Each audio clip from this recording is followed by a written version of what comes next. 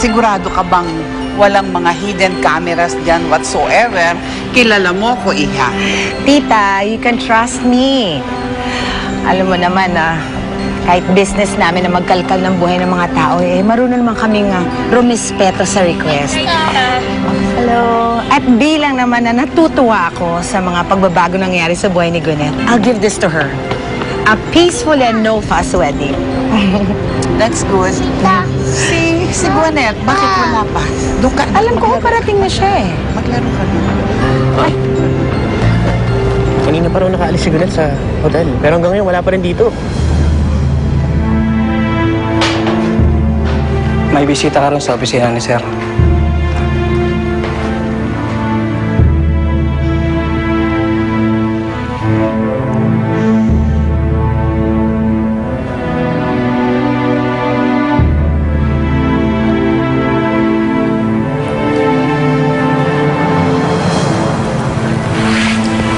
Anong ginagawa mo dito?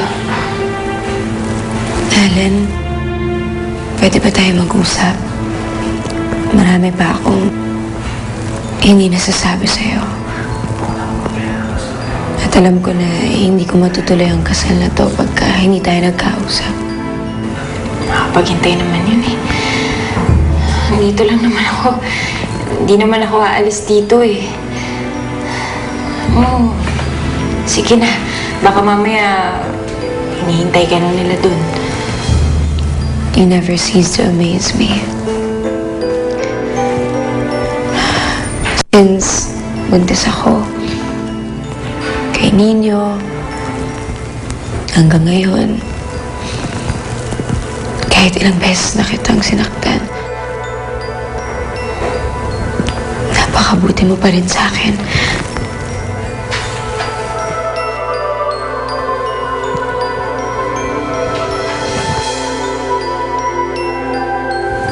I haven't thanked you enough. Nag-aamo lang si Nino. Sumipot ka dun sa kasal niyo ni Dave. Gwyneth, sapat na yan sa akin na pasasalamat galing sa'yo. Alam mo, hindi naman sikreto na gusto ko si Nino at si Dave sa buhay ko.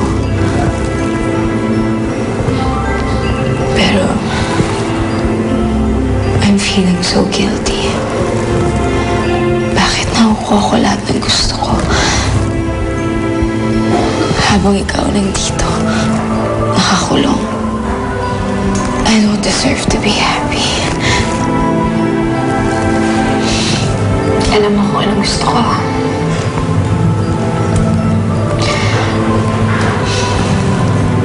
Gusto kong maging masaya si Nino.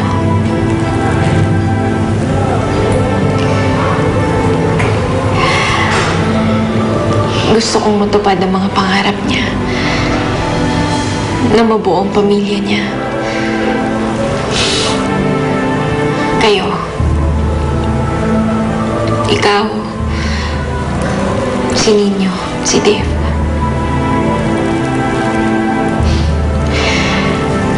At kung mangyayari man yun kahit nasan pa ako, kahit na nandito ko,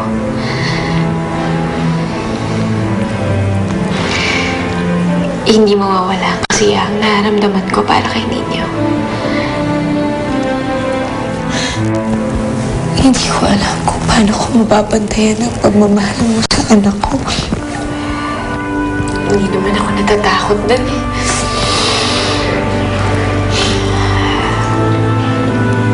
Alam ko naman nasa mabuti sa mga kamay. May papakiusap lang sana ako sa'yo. Sabihin mo lang.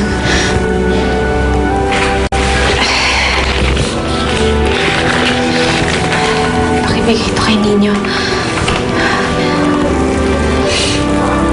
Gusto kong maging masaya kayo. Gusto kong magsimula kayo ulit. Kayong tatlo.